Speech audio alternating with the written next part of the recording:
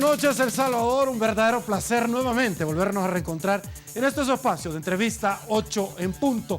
En segundo, conversaremos con el licenciado Carlos Mauricio Guzmán, uno de los defensores del caso jesuita de los militares, en el cual conoceremos el criterio, ya que la Corte Suprema de Justicia ha determinado la no procedencia de la solicitud de la Audiencia Nacional Española para extraditarlos.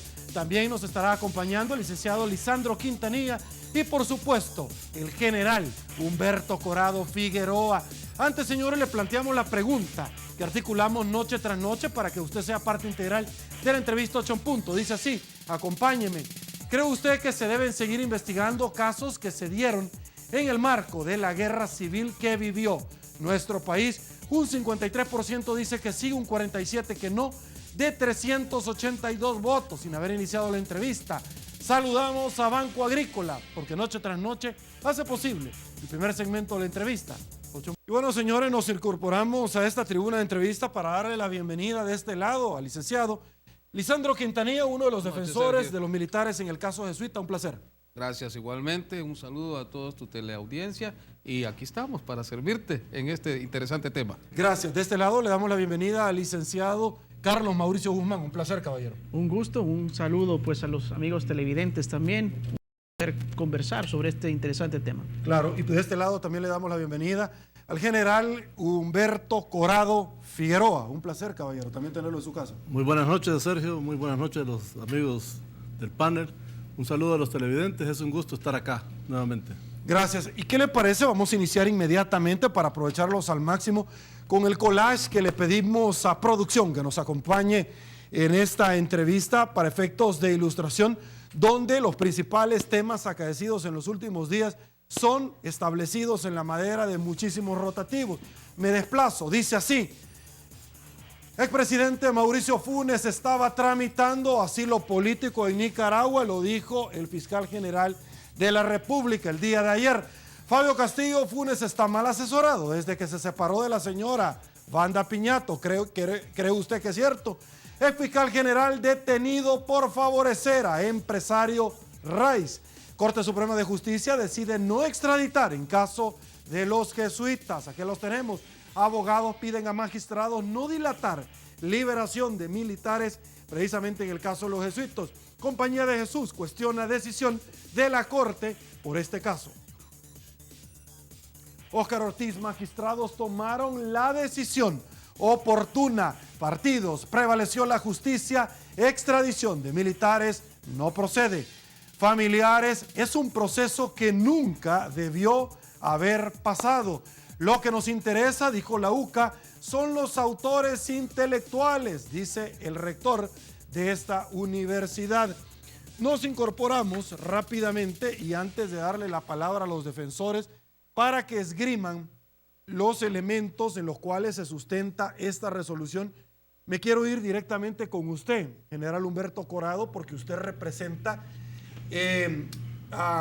el ente castrense, a todas aquellas personas que de una u otra forma ofrendaron su vida a la patria y que fueron llevados hoy por hoy a la justicia nuevamente a deliberar si el caso era alzado a un ente internacional como la Audiencia Nacional Española, luego que en el 2014 se dijo que no, y luego que en el pasado se llevó un proceso y se condenaron a 2 personas. ¿Su opinión?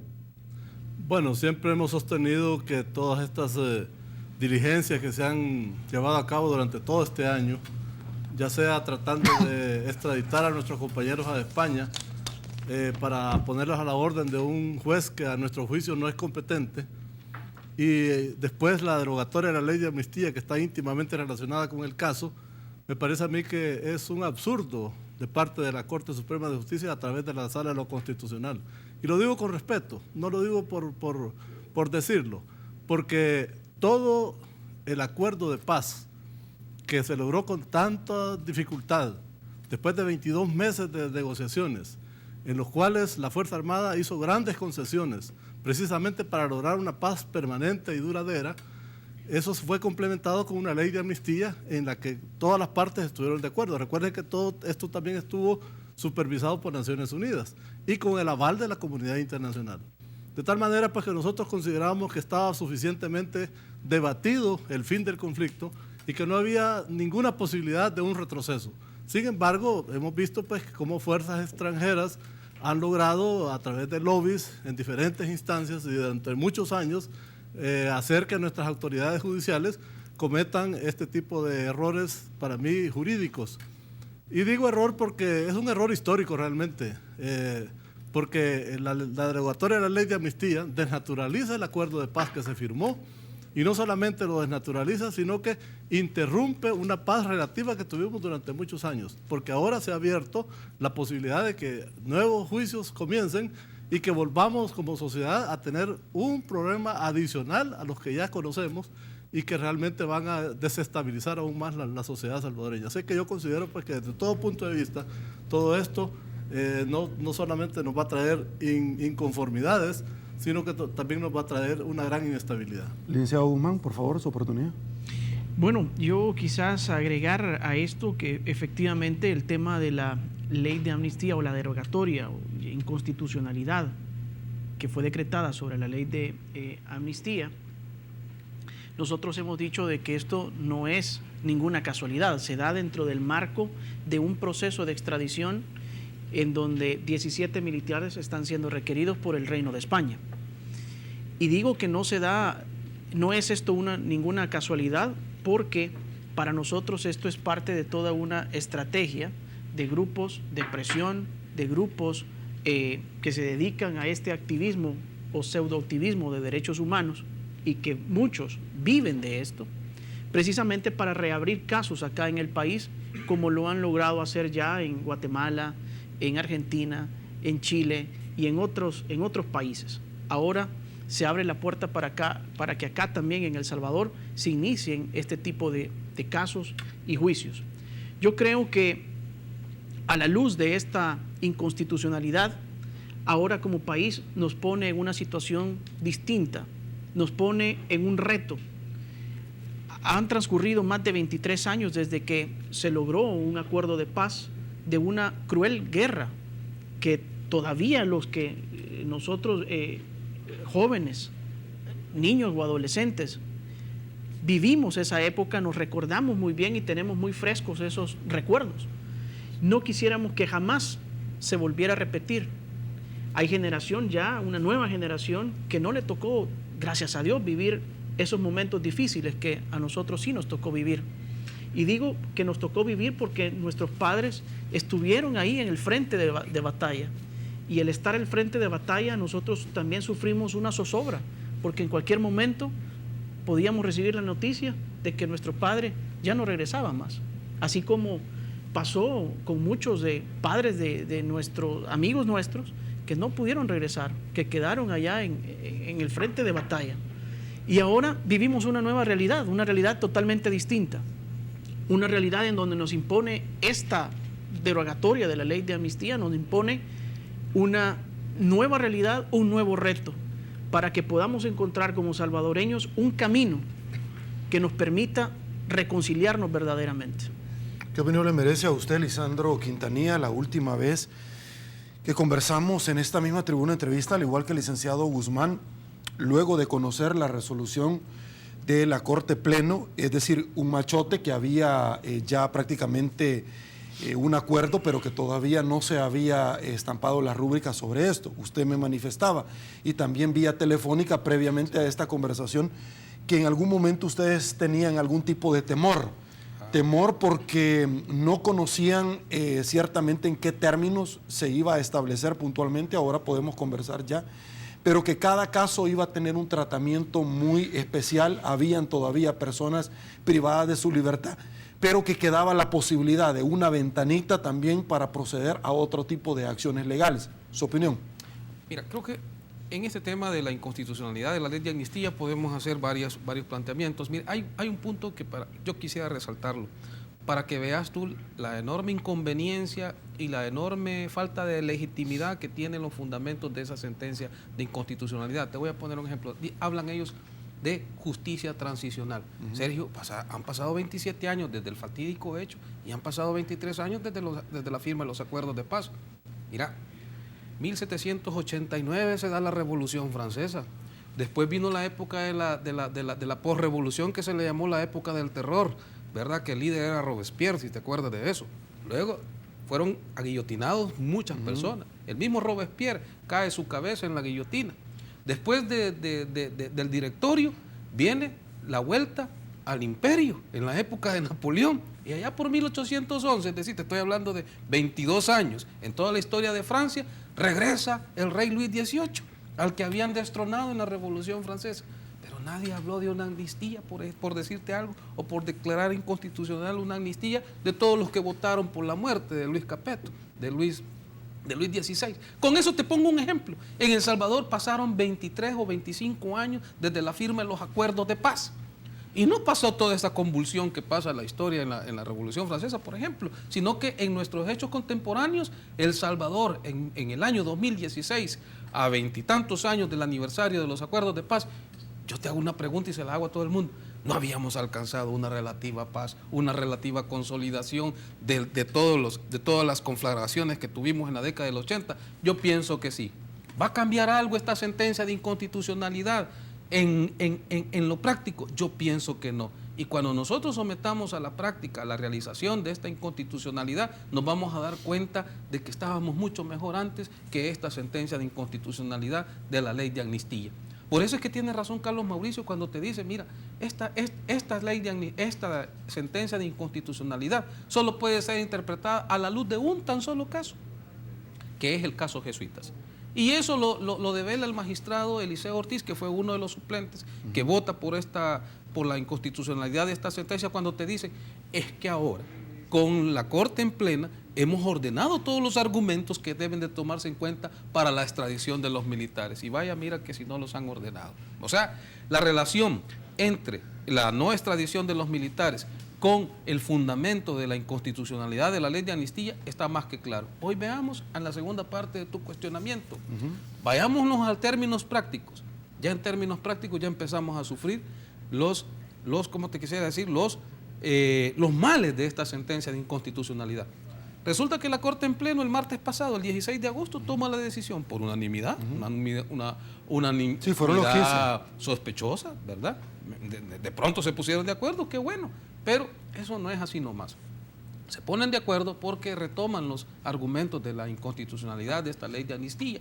Y cuando la llevamos al orden práctico, comenzamos a sufrir ya los primeros cuestionamientos, los primeros problemas de esta ley. Fíjate que han decidido, ¿verdad?, no poner en libertad al coronel Benavides. Es decir, por lo menos eso es lo que se suena en el aire, de que eso es lo que va a ocurrir. Que habiendo transcurrido 8 días... Todavía no está escrito en piedra. Habiendo transcurrido 8 días, todavía se están enredando en el detalle si ponerlos o no ponerlos en libertad, cuando tú sabes que entre la detención en la que ellos se encuentran hay una relación de medio a fin. La detención es un medio para una finalidad ulterior. ¿Cuál es la finalidad ulterior? ¿Extraditarlos o no extraditarlos? La Corte en pleno, por unanimidad, decide no extraditarlos y todavía están discutiendo si los ponen o no los ponen en libertad. Ahora, ¿no cree Lisandro que en alguna medida el caso del señor Benavides, al igual que el señor Yushi Mendoza, son casos que se les debe dar un apartado muy especial porque en su momento fueron condenados a 30 años? Entonces, aquí, si bien es cierto, se pudo haber resuelto sobre no extraditarlos, pero muy probablemente se puede resolver sobre su libertad ambulatoria y el que se termine al final. La sala ha cometido un craso error con esto que tú me estás planteando, que es valedero lo que tú me estás planteando, por supuesto, y eso es lo que se plantea. Que termine la condena de 30 años. Claro, y eso es lo que se plantea la comunidad jurídica en términos generales, y algunos muy suspicaces como tú. Pero yo creería, Sergio, de que en esto está lo que el doctor Belarmino Jaime habla en su voto razonado acerca de las situaciones jurídicas consolidadas, o lo que nosotros conocemos comúnmente como derechos adquiridos. Mira, si estando vigente una ley constitucional, hasta no demostrarse lo contrario, estando vigente una ley constitucional, de esta, al aplicarla, resultan situaciones jurídicas que afectan la vida de una persona en particular, no digamos otros derechos como el patrimonio, la propiedad, la posesión, etcétera, otros derechos reales o personales. La vida de una persona se ve afectada por la aplicación en positivo de esta ley. La sala de lo constitucional, que me perdonen los magistrados, pero no pueden de ninguna manera afectar las situaciones jurídicas adquiridas previamente por esa ley que inconstitucional, fue declarada como tal. Te pongo un ejemplo, y los magistrados no me dejarán mentir. Y aquí sospechemos el tema de derechos individuales y temas colectivos o temas de interés público, materia de orden público y materia que favorecen a los delincuentes aplicando retroactivamente una ley. ¿Te acuerdas tú que la Sala de lo Constitucional declara inconstitucional el artículo 5 de la Ley General de Telecomunicaciones? Porque el artículo 5 de la Ley General de Telecomunicaciones decía, de la Ley General de Electricidad, decía que se concedía, se podían dar concesiones para explotar el subsuelo y todo aquel tema, que por cierto fue uno de los fundamentos de ese juicio amañado, irregular, que se hizo en el caso Celenel. Vaya. Si la Sala declara inconstitucional, y si la Sala declaró inconstitucional ese artículo, ¿te acuerdas tú qué fue lo que dijo la Sala en eso? Dijo, declaras inconstitucional porque es la Asamblea Legislativa la que tiene que realizar un decreto legislativo cada vez que se acuerda conceder la explotación de un bien público. Ok, está bien. Pero, dijo, en el caso de aquellas concesiones otorgadas en el marco de esta ley, que hoy se declara inconstitucional, se le ordena a la Asamblea Legislativa legislar para homologar aquellas concesiones que fueron otorgadas en el marco de esa ley, para no afectar derechos adquiridos.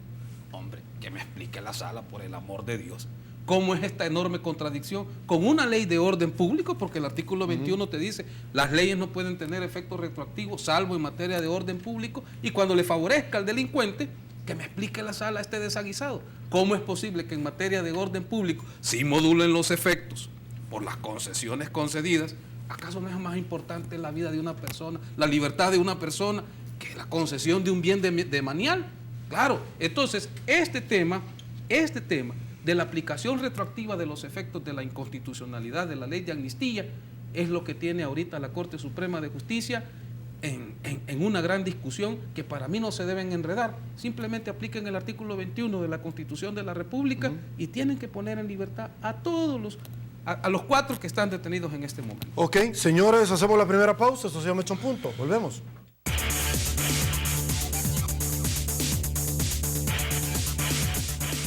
Estamos de regreso. Muchísimas gracias por su preferencia. Salimos a la calle y le preguntamos a la población salvadoreña precisamente qué piensa sobre este tema que estamos abordando esta noche con relación a la resolución que favorece a los militares para no proceder a la extradición que estaba solicitando la Audiencia Nacional Española. Y eso fue lo que nos dijeron. Escuchemos. Nosotros consideramos de que, si bien es cierto, en esas fechas de guerra pues hubo una serie de violaciones a los derechos humanos, tanto por una parte como por la otra también. Pero ya a estas alturas nosotros como ciudadanos consideramos de que ya no es factible pues el estar hablando de ese tema, porque si vamos a entrar en ese pleito tendrían que estar presos hasta los que están hoy también en el gobierno, pues. Todos sabemos que las resoluciones de la Sala siempre son políticas, son resoluciones para beneficiar a un grupo político, y no me extrañaría que fuera parte de ese grupo político la persona a la que han dejado libre. Pues la verdad que para mí debería de ser algo que lo juzguen, porque hicieron un asesinato, la verdad, o sea, algo que no se debe de hacer, sean las condiciones que sean. Así, en una forma bastante preliminar, da pena, un poquito de pena, pues, porque esperamos que las cosas vayan encaminadas a que la gente pague por lo que cometió un problema, ¿verdad? Un delito. Si estas personas no lo van a extraditar para que sean juzgadas correctamente, puede caer en una impunidad. Perfecto, esto fue lo que dice la población salvadoreña con relación a este tema. General Corado, voy con usted. ¿Cuál es su opinión? La Sala de lo Constitucional determinó la derogatoria de la ley de amnistía, un instrumento histórico en este país que dio paso precisamente luego de la reconciliación nacional para que los diferentes grupos armados pudieran llegar a un acuerdo, suscribir tratados de paz que fueron emulados más adelante por otros países, incluyendo Guatemala, por mencionar uno. Ciertamente se deja la posibilidad abierta, al igual que, como muy bien lo dijo el licenciado Quintanilla, se retoma este espíritu en la resolución para no extraditar a los militares. pero lleva otras aristas. En alguna medida se deja la oportunidad abierta para que el informe de la Comisión de la Verdad sea expuesto en su máxima esplendor, es decir, que el fiscal general de la República puede iniciar investigaciones en contra de todos aquellos que cometieron delitos, lesa humanidad, lesa patria, y que no pueden ser susceptibles de una amnistía. ¿Su opinión?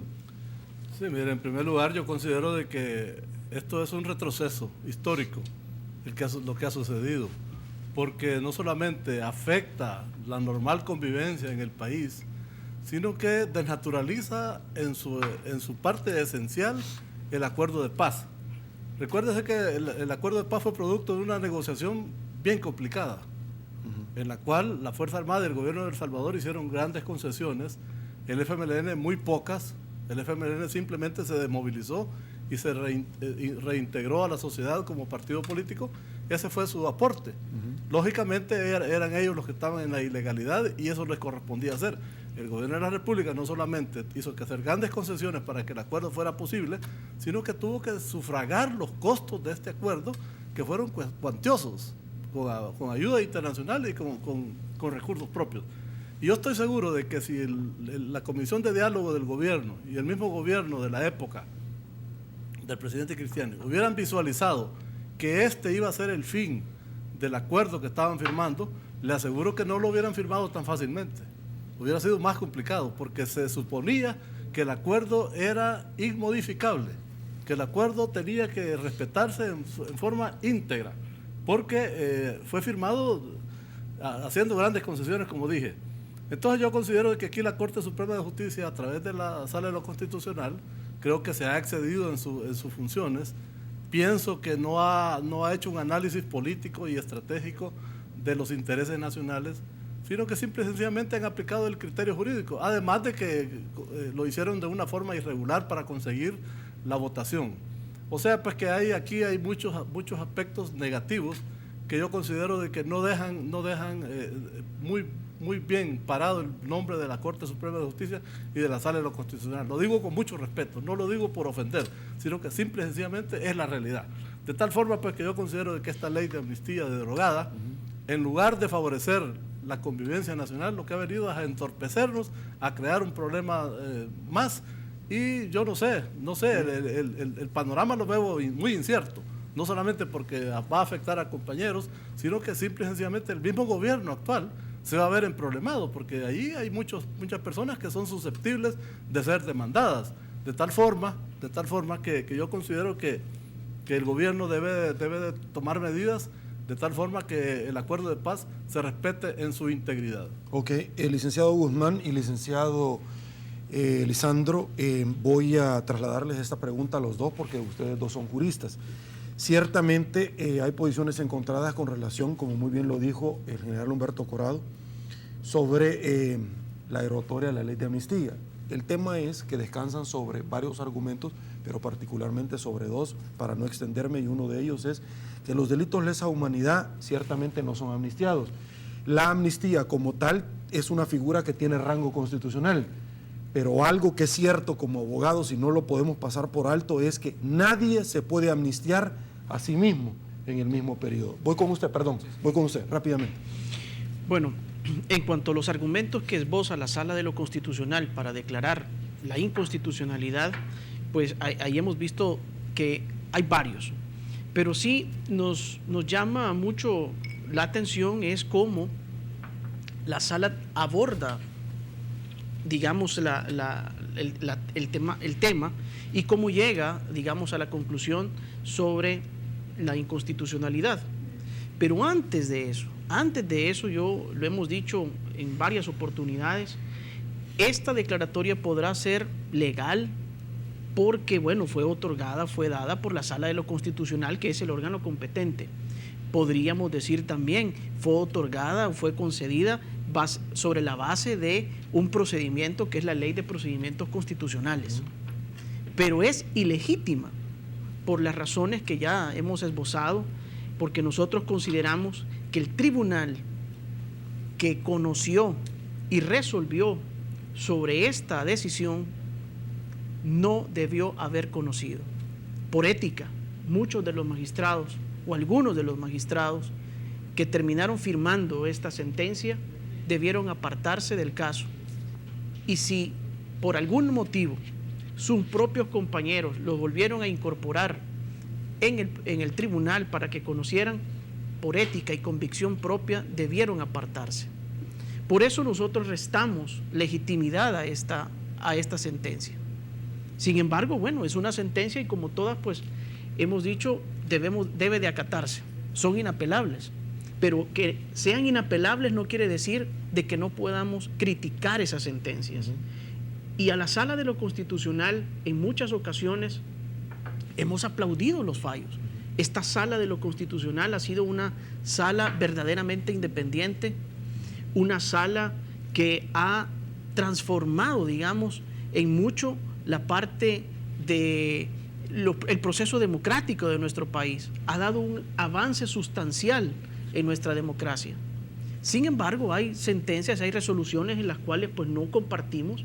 Esta es una de ellas, las cuales pues no compartimos. Creemos que realmente pues es un error haberla declarado inconstitucional la ley de amnistía, pero estamos aquí, pues, ¿verdad? Es decir, estamos frente a esta realidad ahora con una ley declarada ya inconstitucional. Ok, voy con usted. El día de ayer seguro pudieron observar al doctor Fabio Castillo, que nos acompañó, y a preguntas de su servidor puntualmente con relación al caso del señor Benavides y Yushi Mendoza, en la misma forma en la cual le articulé al principio a ustedes la pregunta si debía él de ser trasladado para terminar los 30 años de cárcel.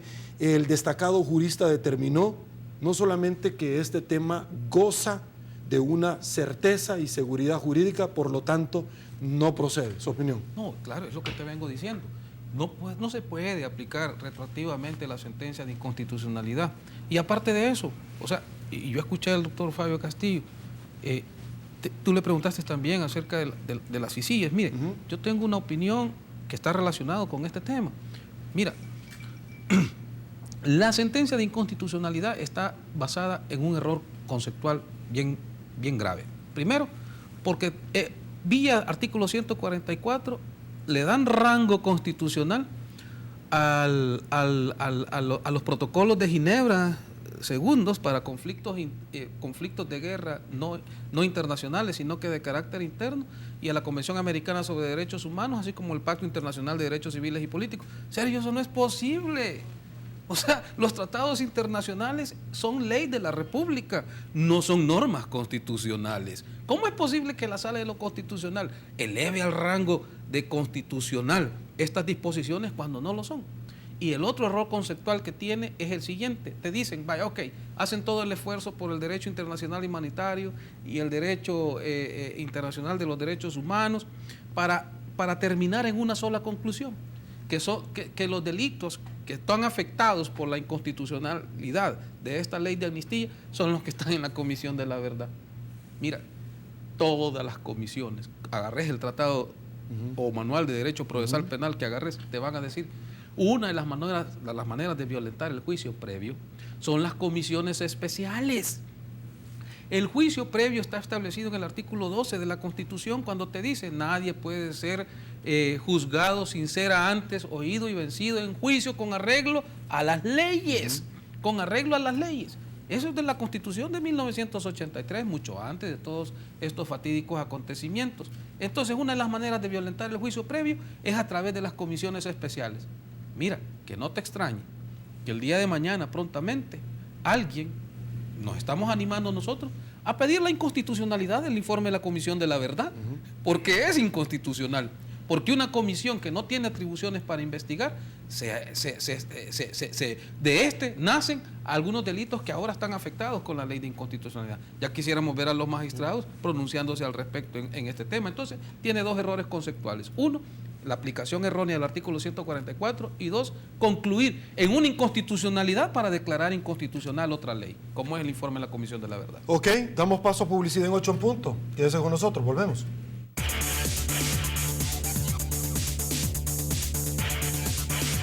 Proceso, y ojalá que se hiciera sin los abusos que han ocurrido en el pasado. De tal manera, pues, que yo considero de que el fiscal tiene todo el derecho a poder aplicar, cumplir con su misión.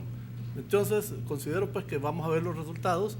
Ojalá que esto no solamente sea un anuncio pues rimbombante que no dé resultados, sino que simple y sencillamente que se aplique la justicia y que a aquellos que son inocentes que se les declare de tal forma, y a los que sean culpables pues que se les aplique la ley.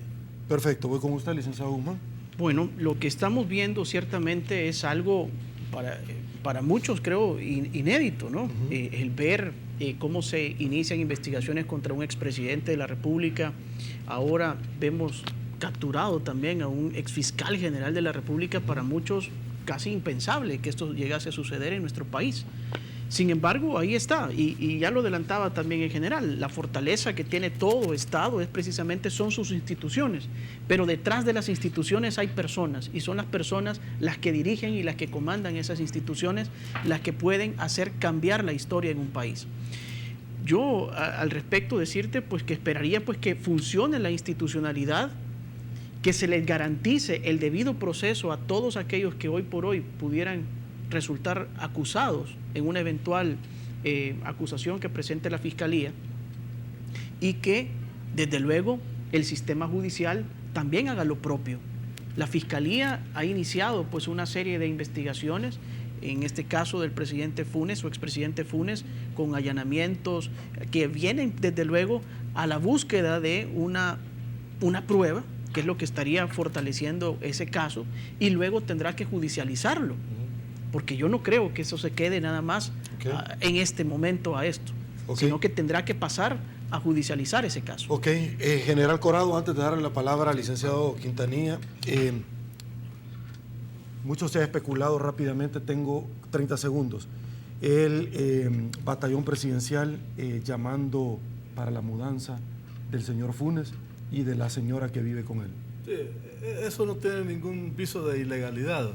La verdad es que los expresidentes y algunos exfuncionarios de alto nivel de los gabinetes anteriores tienen derecho por un plazo de 3 años a que se les dé cierto apoyo logístico y sobre todo custodia a ellos y a sus familias, de tal manera que el batallón presidencial, creo que cumpliendo esas funciones es que le ayudó al presidente a realizar esa mudanza. Ok, licenciado, voy con usted sobre los hechos que se están acaeciendo en nuestro país. Bueno, mira, yo siempre he sostenido, al igual que otras personas, que si un funcionario en este país tiene un gran poder, ese es el fiscal general de la República. Y solo otro fiscal general de la República puede pedir cuentas de cómo administró ese poder, ¿verdad? Esa responsabilidad que conlleva la administración de un poder. Con esto no te estoy diciendo de que el licenciado Luis Martínez ya per se es culpable por los hechos por los cuales fue detenido y está siendo investigado. Pero sí, lo que sí creo yo que es dable y es elogiable hacerlo es que por primera vez un fiscal de carrera es fiscal general de la República, y creo que este fiscal está tratando de actuar en el marco de sus competencias, tanto constitucionales como legales. Veremos el día de mañana los resultados de lo que está haciendo, pero por el momento te puedo decir de que todo apunta a que él está ejerciendo sus funciones tal cual están diseñadas en este momento, ¿verdad? Y esperemos que los resultados sean los que, para que él se haya dijéramos atrevido a ordenar la detención de todas estas personas, el fiscal general está basando toda su investigación y todo el fundamento de sus decisiones precisamente en los resultados que ha obtenido en las etapas de investigaciones. Esperemos que, como te repito, los resultados sean congruentes con estos actos de investigación. Perfecto. Nosotros damos paso a pausa publicitaria. Volvemos.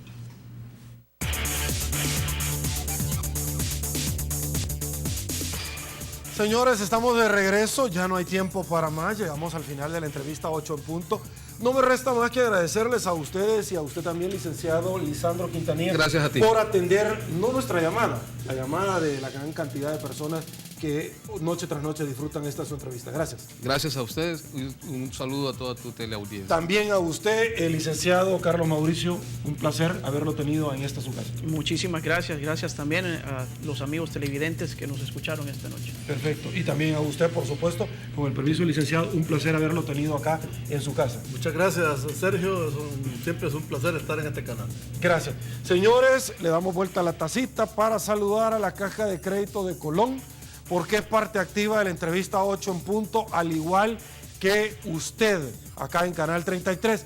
Me desplazo y, por supuesto, comparto con todos ustedes el consolidado de la participación ciudadana de esta noche bajo la pregunta que articulamos al inicio de su entrevista. ¿Cree usted que se deben seguir investigando casos que se dieron en el marco de la guerra civil y que vivió nuestro país? Un 53% dice que sí, un 47% dice que no. De 438 votos, señores, les doy la noticia, 8 en punto no duerme. Usted siga participando.